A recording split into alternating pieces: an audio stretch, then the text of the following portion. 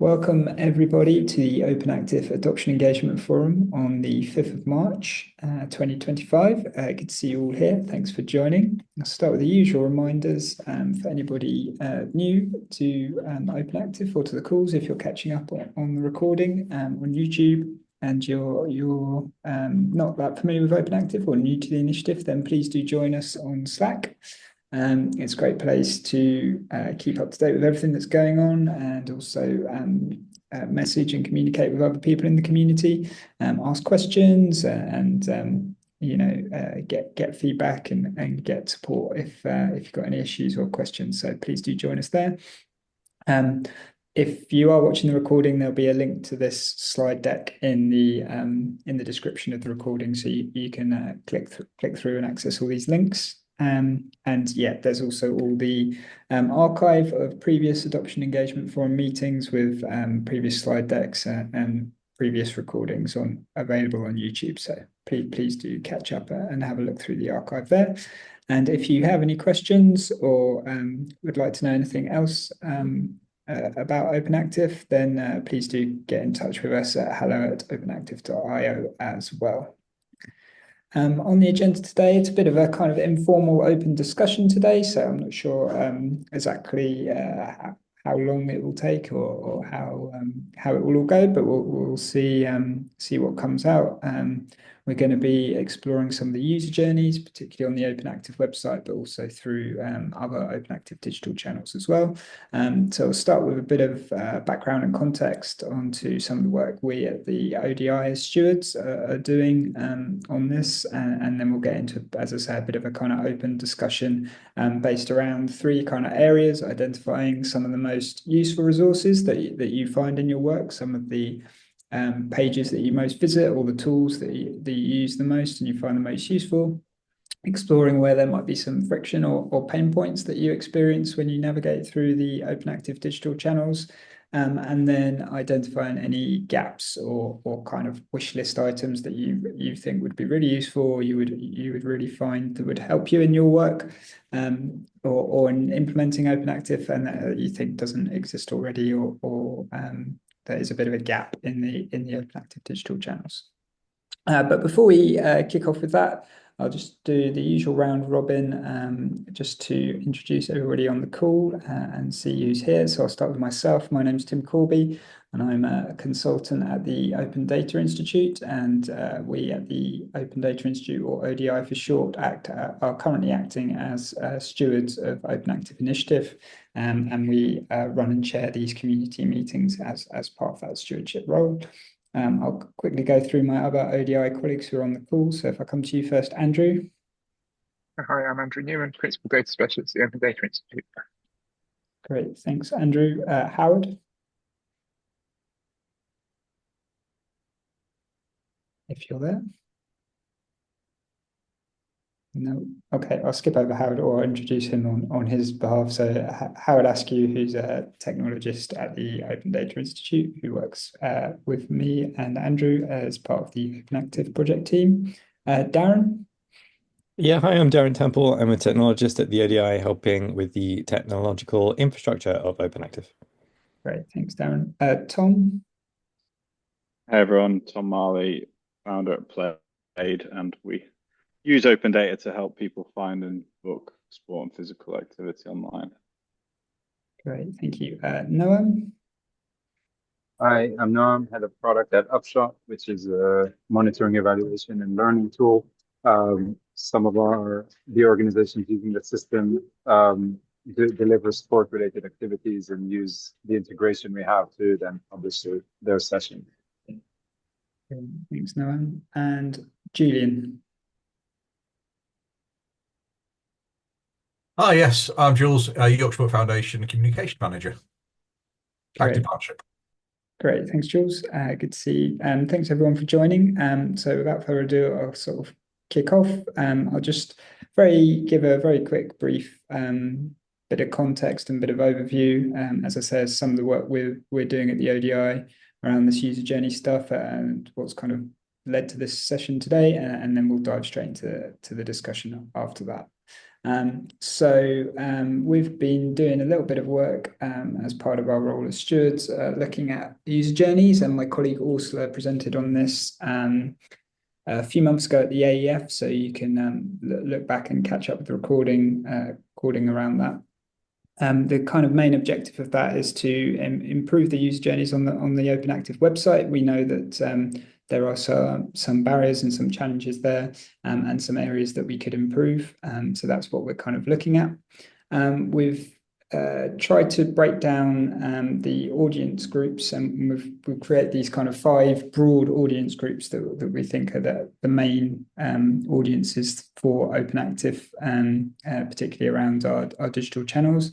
So firstly, data publishers, so that's activity providers or any organization or individual that has data about opportunities to be active, and would like to publish that, or has come across OpenActive and wants to know more about OpenActive and how they could publish their data.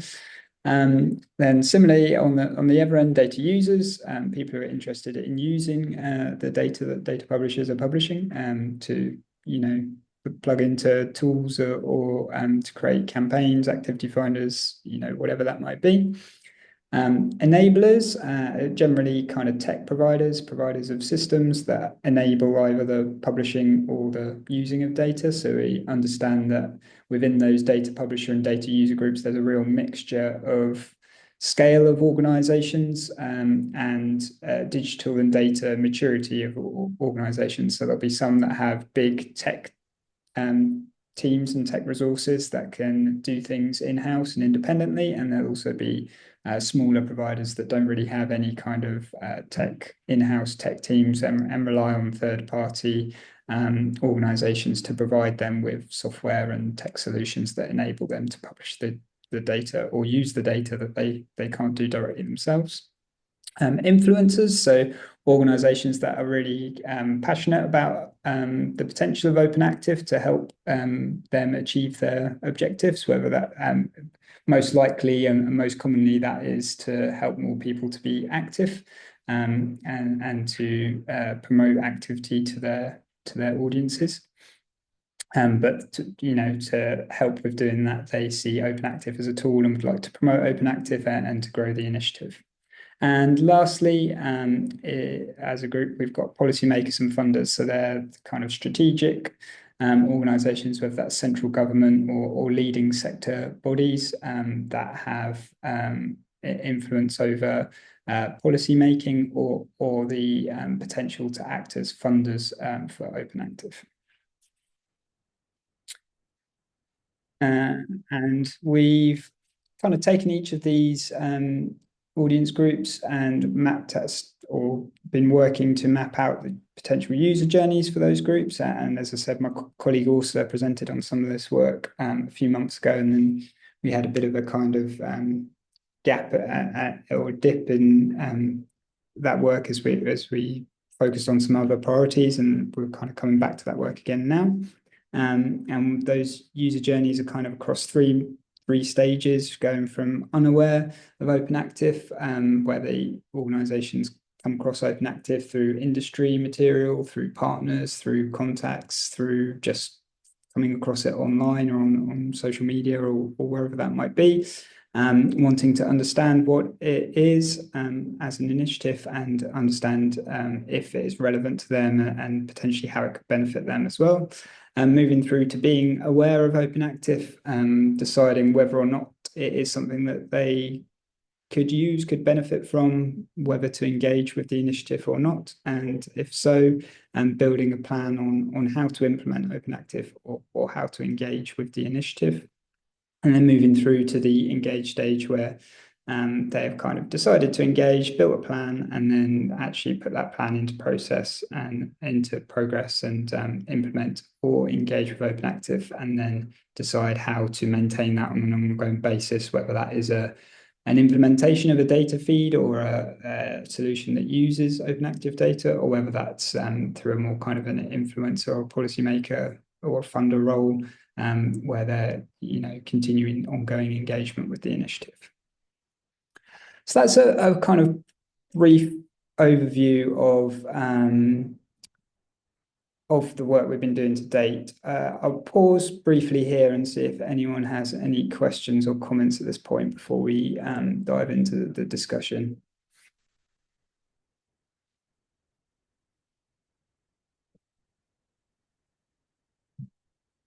Okay, cool.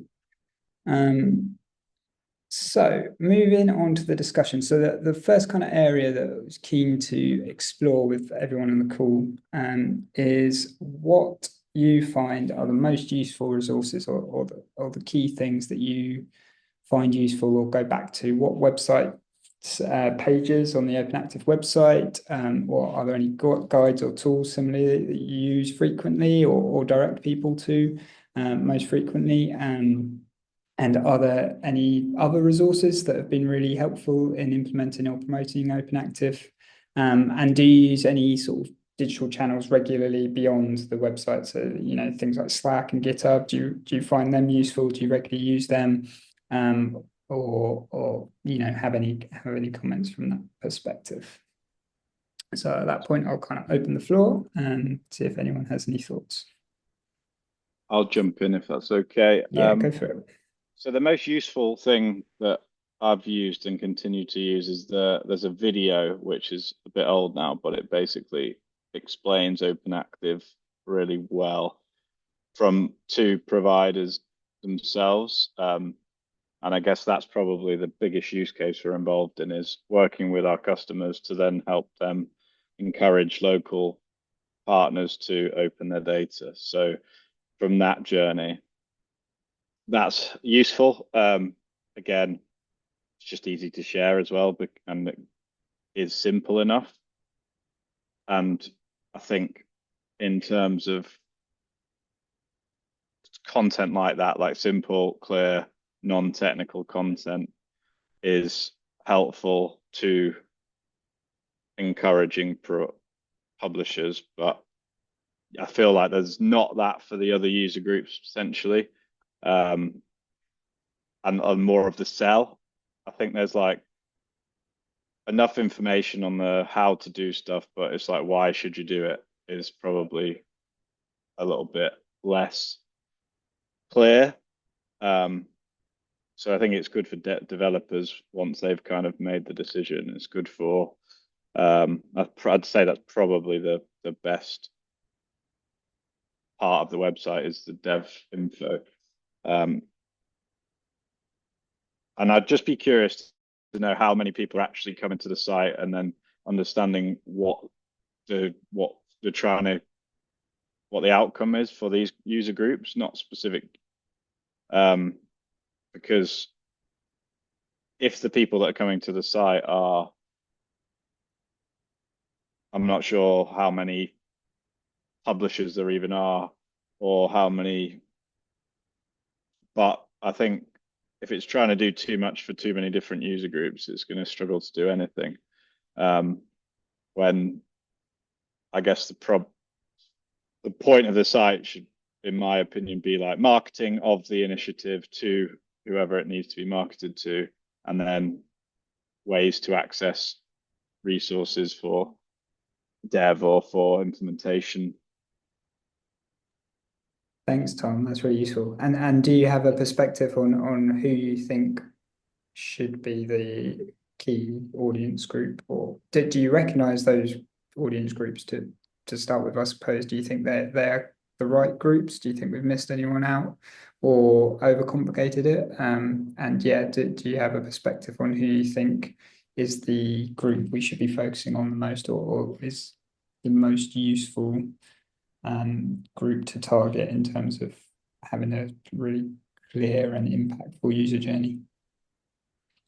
So I'd say the publishers probably. I'd say that the secondary audiences of like developers and implementers are kind of driven by demand from the publishers themselves. So actual activity providers and why they should, what benefits there are to them to do this thing. And then I guess everything else is part of the kind of how you then do it once you've made a decision, right? So if the publisher is the one that's going to tell their booking system to implement these standards, or if I think it's between those two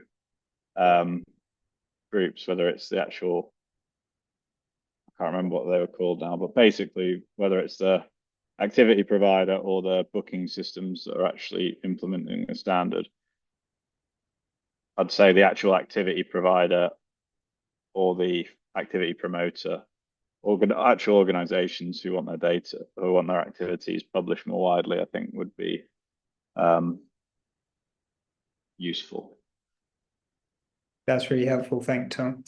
I think that validates some of our thinking as well, because some of our thinking is basically that the enablers, as you say, are kind of tend to be driven by either a publisher or a user that is giving them request as a customer to say, can you do this? Can you implement this? Can you do this for us? So it's they're a kind of almost like a converted group anyway.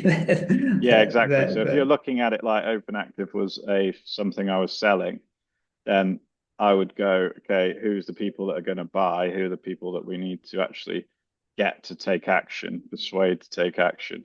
And if there's more about, okay, now I've decided I want to publish my data, then the journey is kind of through those lenses. And I'd say the thing that would move the needle the most with the initiative is more demand from these organizations to publish their data openly, rather than, downstream of that, I'd say.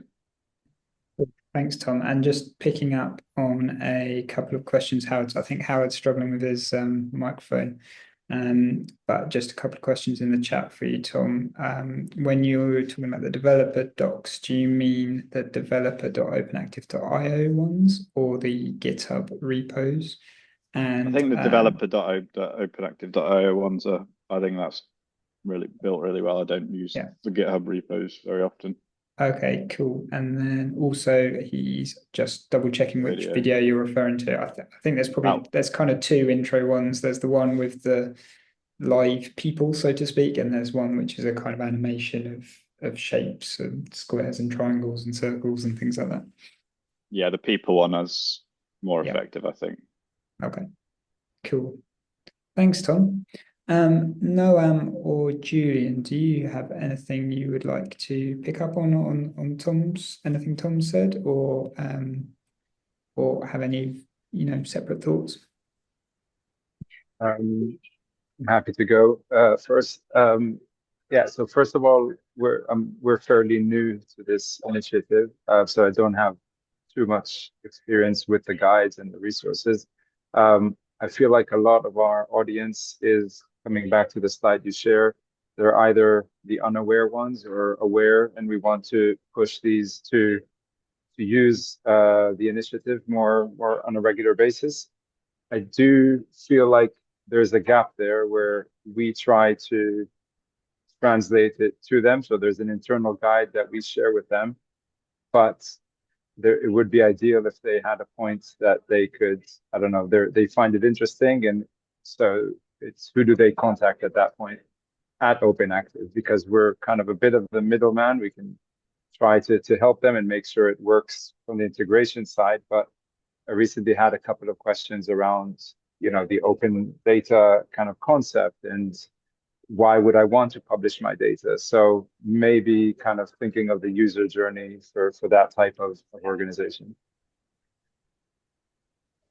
Thanks, that's really useful. So that's rather than kind of technical support, that's more sort of conceptual support around what OpenActive is, what the benefits are, what the impact is, that kind of stuff.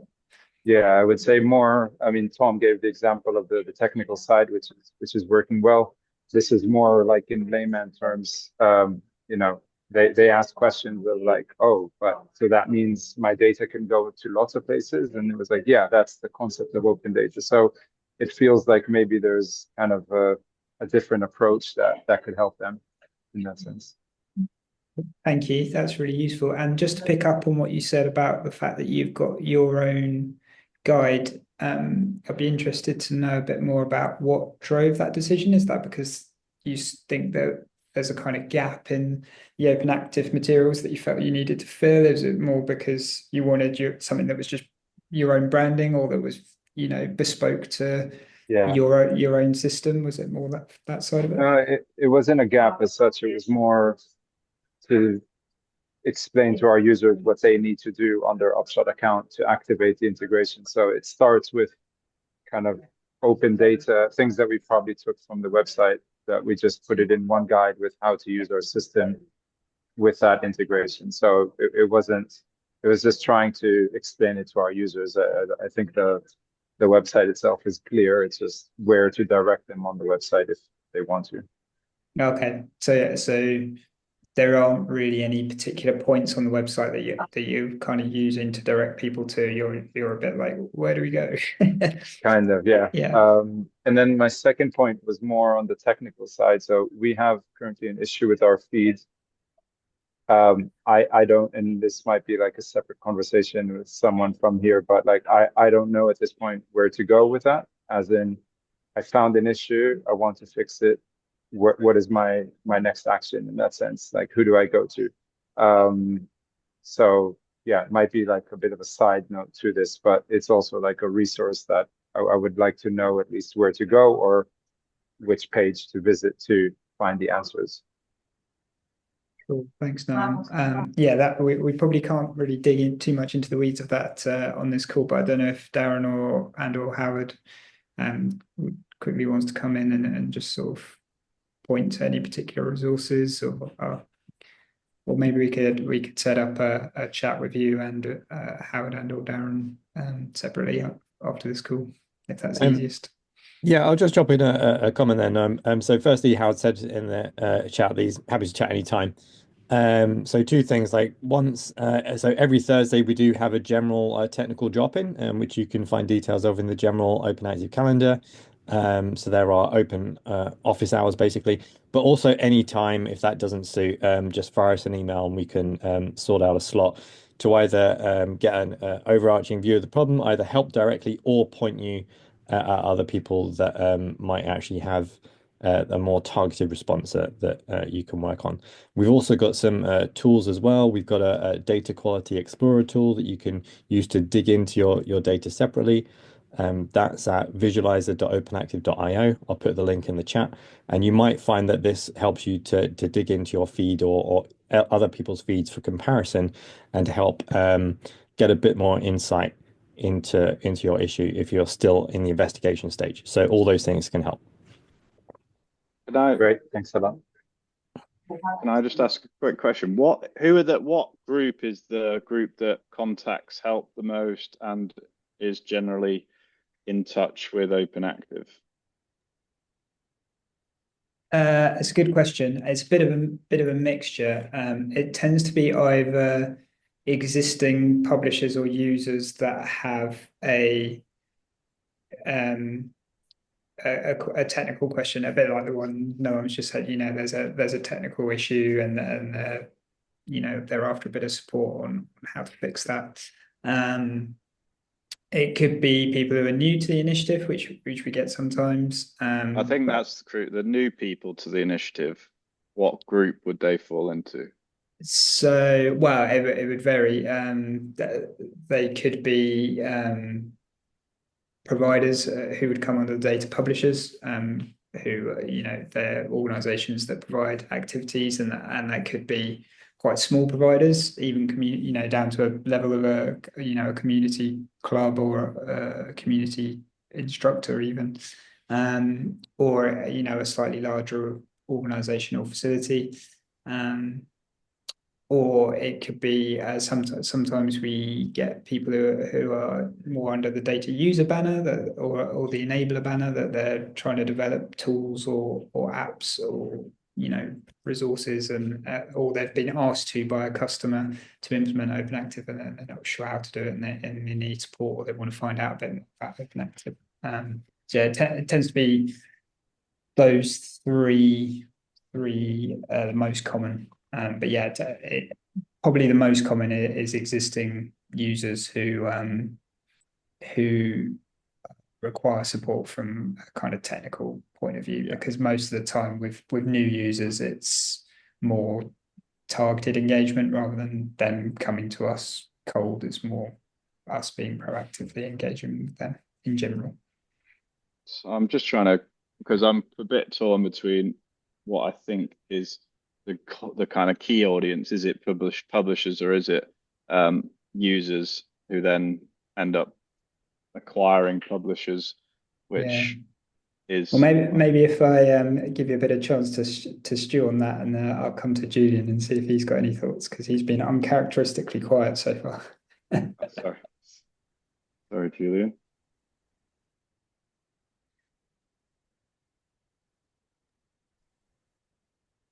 Are you there, Julian? Did you want to come in Oh, sorry. or say anything? I thought you were introducing somebody else. No, yeah. I think with the Finder side of things, we're a bit on pause at the moment. So, because what we're doing is we're looking at the directory side of things. We're working through with Nauto Guide to try and get it, and it looks like we've got a huge amount of data we're bringing in that will have its publicly available data from all the different sources we could find. We're just thinking about how we contact them, because obviously there's GDPR issues about direct marketing that we want to be not falling foul of. So we can send them an invitation to say, yes, you are now in our new club finder. This is a system announcement, so therefore that's allowed under data protection, and actually saying, well, these are things you can do, which would be, list your jobs and your activities and other things. So we're using that to try and get more people into it. I think that the big thing we need is probably case studies of how clubs have actually made it work for them, and hoping that national finders would come back to life, because we haven't seen many of them in a while. And it's actually showing, well, if you advertise with us with our system, it'll go nationally to This Girl Can, and is it Everybody Moves? Yeah. So we're starting from the director and we're building up from there again. Okay, cool. And just on this sort of idea of things you find the most useful, or most useful pages on the website, most useful tools, guides, are there any in particular that you come to regularly, or that you direct people to regularly, or not? I think there's that video that Tom was saying. It's the one that's selling this is what it is and why it matters. So we do use that one, but then we also use other videos to actually show you how you log into our system and how you actually do the jobs. Once you understand that people understand the value of it, it's getting given the practical examples of, well, how do you actually do it? And I guess there's a question to both you and Tom. Is that video really good, and that's why you use it regularly, or is it that is the best that there is, so you direct to that because it's the best that there is? And it does the job. Yeah, you think that is fit for purpose and does the job. Yeah. Cool. And so do you think there needs to be any other sort of similar entry level beginner, this is what OpenActive is guides, or do you think that video just covers everything and does it in a nice visual way, and it anything covers the else seller? would just be duplicating? I think it would be anything. It would be actual examples of clubs that or organizations that have used it and have found the benefit. I think those are the things we might be able to use more. Okay, cool. Thank you. So I'll just move on then. I mean, we're kind of jumping around a little bit anyway, which is absolutely fine. That's kind of what I was expecting. But the next section was kind of particular friction and pain points. So whether there's any particular areas of the website or other digital channels that are particularly difficult to navigate or particularly difficult to find. Is there any, guidance or things that are particularly hard to find, you struggle to find, or you struggle to direct people to, or people you work with come to you and say, oh, we can't find this. And are there any particular kind of workarounds you currently use to get the information you need that maybe you shouldn't really need to use? You shouldn't need to have a workaround to get to.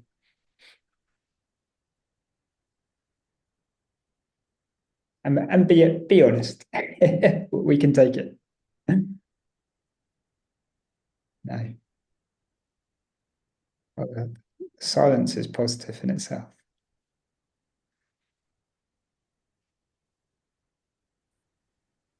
Just because you've intimidating people on previous calls, Tim, so much, people are quaking in their boots. Scary guy. Cool. Oh well. I think we've I'll, already go on, I Andrew. think we've already heard a few pain points in the previous bit of discussion. That point about not knowing where to raise issues is clearly going to cause pain for people. I think one of the things I'm quite aware of with our kind of web presence is that it's quite fragmented. So there is some stuff that is on the OpenActive website.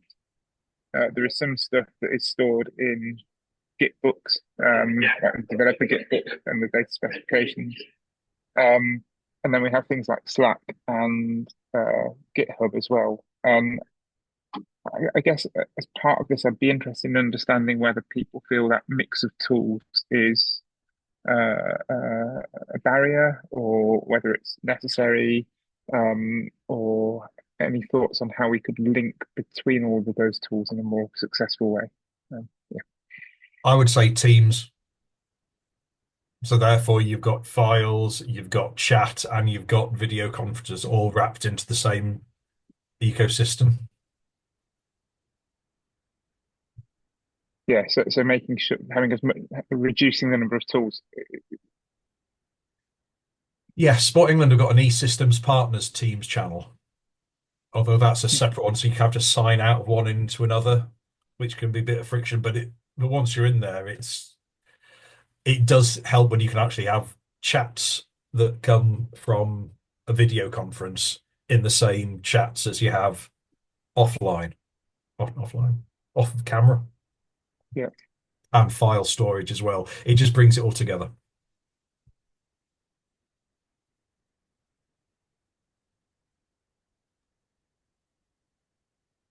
Cool. Thanks, Julian. Tom or Nam, did you have any thoughts on that point Andrew just made around the number of channels? Yeah, I think that is true. I think there's basically because what I see is a lack of engagement when someone posts a question in the main channel because there's just so many people in there that don't engage, and I feel like there probably could be specific forums for technical questions, specific forums for other things, but or not specific forums, but a more centralized like place to do. That doesn't really solve the problem because I guess that is a centralized place to ask questions, but I feel like that group, the main general channel with loads of people in it, should be more about like announcements, and then there should be like a help or way to ask questions to the team or to people that are actually engaged in the initiative. But it's hard to know when you do have these questions, which where do I go? And if there was, yeah, I don't have the answers, but I'd probably agree with Andrew's point. It's quite fragmented. Darren, do you want to come in? Yeah, well, it was more of a comment slash question. So I guess for both Tom and Noah in particular, being more on the kind of development side, if you've had already an experience with the GitHub discussions feature, I put a link in the chat. So that's and again, this is the argument about how much do you uh, dedicate on one particular platform, or we're talking about bringing things together, but then I'm talking about adding something else to the mix. But we are already wedded to GitHub in terms of that's where all the repos and everything else lives. And Slack is both a mishmash of technical and non-technical people.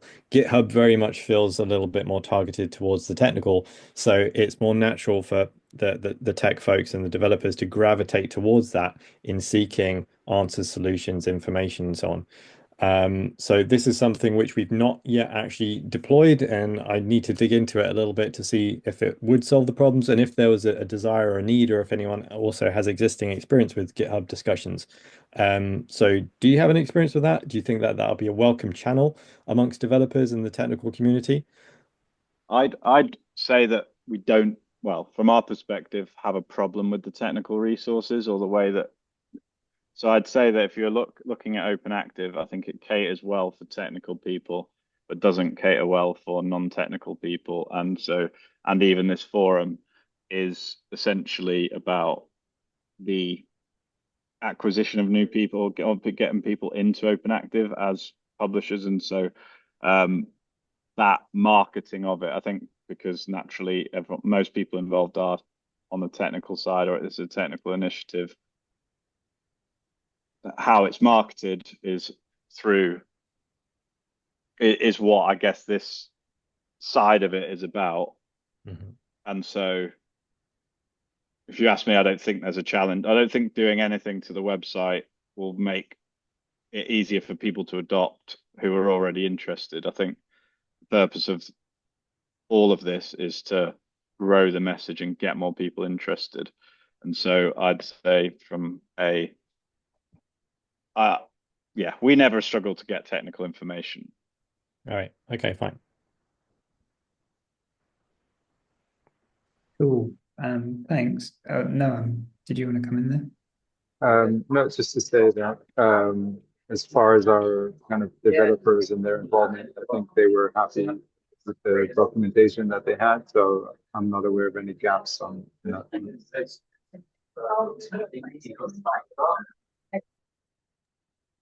Cool, thank you. So yeah, we're sort of jumping around, but just to put this slide on, just to for a sense of completeness. But I think we're kind of we've been covering all three strands as we go, so it doesn't necessarily have to talk to these specifically. But yeah, just trying to kind of summarize some of the stuff that's been said, and I think particularly that some of the stuff Tom's raised, that the kind of main gaps or the main areas where we could improve are the targeted guidance for people new to the initiative and that are non-technical, because they are likely then the ones who will drive the adoption. The technical people are usually driven by the non-technical people who are asking them, or requesting them to implement stuff on their behalf. And so it's those kind of decision makers that we need to really improve our user journeys with and provide more guidance about what OpenActive is, what the benefits are, and then the next steps on how to engage a technical solution, whether that's a technical solution they're already in a relationship or a partnership with, or to explore the marketplace of organizations that have developed OpenActive organizations and connect them to one of those solutions in the marketplace. Would that be a fair summary? Yeah, I'm a little bit torn between like who it should be targeted at, because like it's easy to say publishers and but I don't know how many people like that are actually go through the journey of going to the OpenActive website and then going, oh, this looks interesting, I want to do this for my organization, or whether it's actually people like technical people that are actually driving and like they're trying to get more technical people to adopt it. I was just trying to have a look now at like other open data initiative websites, and open referral, I think it's quite clear it's for like local authorities to adopt, or for I think like who are you trying to drive adoption with is a key question. And I think like maybe looking back at where there's been success in the past and focusing on that around. And for me, it seems like people that want to adopt it are people that want actual activity finders, and then everything else is backwards. Or I don't know, I'm saying very mixed messages because I'm thinking out loud, but I think zoning in on that key audience that will drive adoption might be a separate conversation and just worth understanding before the rest of it is downstream from that. Yeah, I think that makes sense. Did anyone else have any thoughts, want to come in or comment either on what Tom's just said or anything else?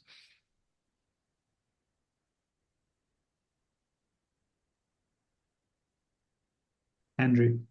Do we? I'm trying to find a way of being positive with this question. Um, so we all know that OpenActive isn't comprehensive, um, but it is successful. We have 4,000 providers, 3.2 million activities, etc. Do we need to find a way of describing the scope of the data to people so they understand what it is that they might be getting? And that might be as simple as telling people who arrive at OpenActive to go and look at the dashboard, the visualizer to understand the data as a kind of first step. Or maybe a third or fourth step once they understand the initiative.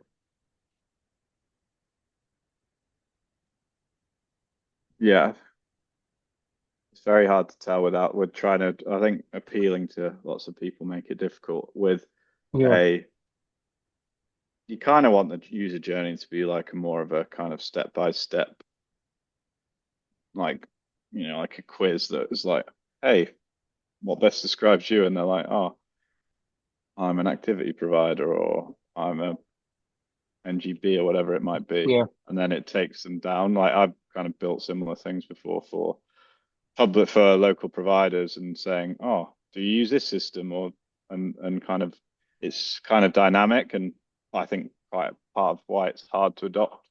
And I almost think that the systems, you've got like the publishers who essentially want to market their activities in more places. Then you've got the users that want to promote local activities in one place. And then you've got the systems who are kind of being pushed by either side to do that. But then it's kind of down to the actual smaller activity providers. It's kind of the job of the A, systems to acquire them, or B, promoters to push them to systems. So it's like, if you then kind of think, actually, we're not really going to get that many publishers to go on the website and then turn out to do that, then it might just be about giving. You could still give those journeys, but make less of a deal about them on the website, and think, okay, who are the people that are going to move the needle? And yeah, thinking it through, I think if people, OpenActive solves the problem first and foremost of, I guess, standardizing or making it possible to deliver an activity finder that's up to date is basically the key problem it solves at the moment. I don't see it solving any other problems. And I think that, yeah, by focusing on that use case a little bit more, then you could say, oh, here is what's available today, and here's the ways you could use it, and that side of things where the visualizer and things like that might be useful.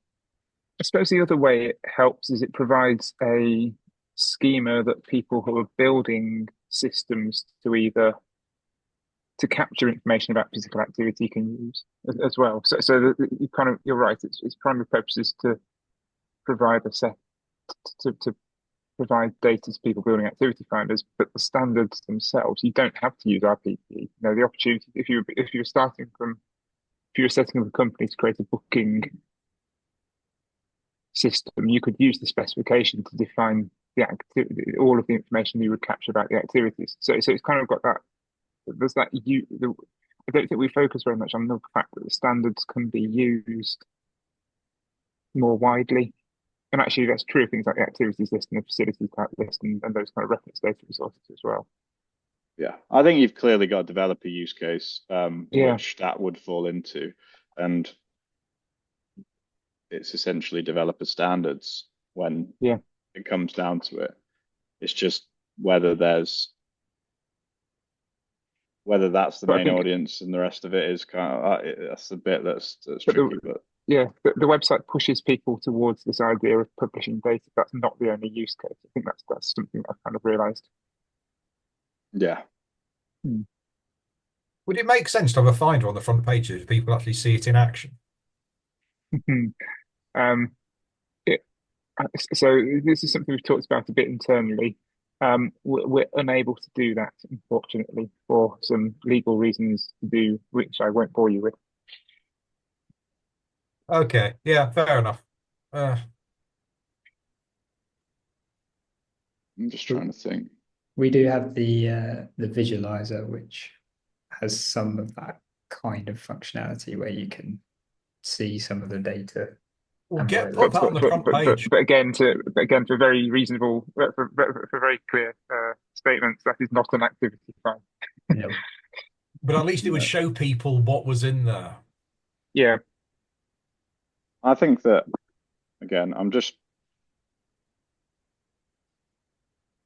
from other initiatives. What are people like other? What's like the gold standard of open data initiatives that's most comparable? Open referral. It's probably a bit less mature than this one, though, isn't it? In terms of it's the most comparable It's here, international, but I think. It does seem to have been going quite a while. open referral. Yeah. So yeah, so open referral started in the States Oh, really? Oh, this is just first, open and then referral Open UK. Referral UK has been around for Uh, a little while now. I'm not sure exactly when it started. Andrew, do you know? Uh, I think it's been around for about a decade, and I think it's been in the UK for about 5 years, but I might be completely wrong. That's Um, roughly what I had in my head, but yeah, again, I yeah. don't know that for sure. Um, I think Open Referral UK's website is quite developer focused. It is much lighter than ours. I think we looked at some other examples as well. So I think we've had a brief look at 360 Giving and how they do this, and I think we also had a brief look at open banking and how they do this. And I think what I concluded from that was that there isn't really a standard pattern for a standards website. Um, Perhaps ironically. well, I think I'm just at 360 Giving. I've just been on open referral. I didn't know open referral. I was always looking at open referral UK, and I just knew that that was relatively new. I didn't know it had been around longer. Um, from a brief look, even at Open Travel and others, it seems they're all pretty developer focused. And Yep. looking Actually, on this call, most people are kind of developer focused, and most organizations that are in it. But I guess if it appeals to developers, that's not a bad thing. If it appeals to developers at the people that could adopt it, because that could be where we're probably missing some adoption within like actual technical people at these organizations that publish, rather than we previously had talked to people that are like on the participation side, and like I feel like a lot of this is kind of maybe overcomplicated or over technical for them, but they may I would think not a bad strategy would be make it more developer focused, but make it so the developers or the people at these organizations that actually are going to implement it, and the people that I think find it most interesting are technical people. I think Tom raises a point that if you really want to see where is it actually working, it's travel and insurance. They're the two that actually are global solutions. Advertising on telly, they've the ones got making it work. So yeah, I'd work out what they've been doing. Cool. We're just coming to the last 5 minutes. So I think it's been a really useful session. I think lots of food for thought.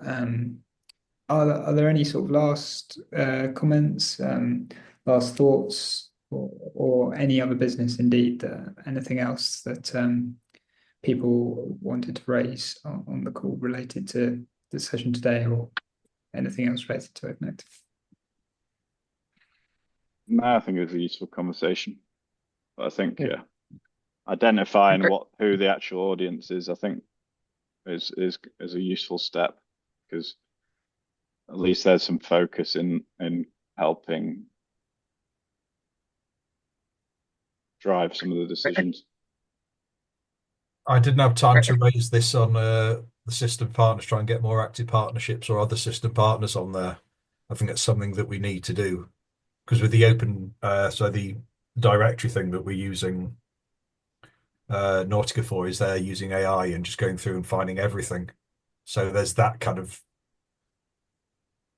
possibility that can be, can be investigated. They're looking maybe a national database of organizations then that are suddenly there that can be cross-referenced with active places and actually bringing all this data would actually push straight in, and the same can be done with activities. Andrew, are you going to come in? No, I wasn't. I guess I was going to bounce the question back to you, Tim, about what the next steps are for this. Yeah, so the next steps will be for us here at the ODI to take away what's been discussed today and feed that into the thinking we've already got. And then we'll maybe run a follow-up session at another AEF I don't know which one it will be, but yeah, in future meetings. And then yeah, once we've got a bit of a plan in place, we'll then start implementing some of those changes into the website. Cool. Okay, thanks everyone for joining. The next scheduled community meeting will be the W3C group, which will be in 2 weeks' time. So that will be the 19th of March. And the next Adoption Engagement Forum meeting will be 4 weeks from today. So that will be the 2nd of April, as scheduled at the moment. But do keep an eye on the OpenActive community calendar and on Slack. And if there are any changes to those dates or any updates about agendas and things like that, then we'll push them all out through those channels as usual. But thanks again, everyone, for joining. Been a really useful discussion. Thanks very much for your feedback and your thoughts. Really appreciate it. And yeah, take care and hope to speak to you all soon. Awesome. Thanks a lot, Thanks Tim. everyone. Bye. Bye bye.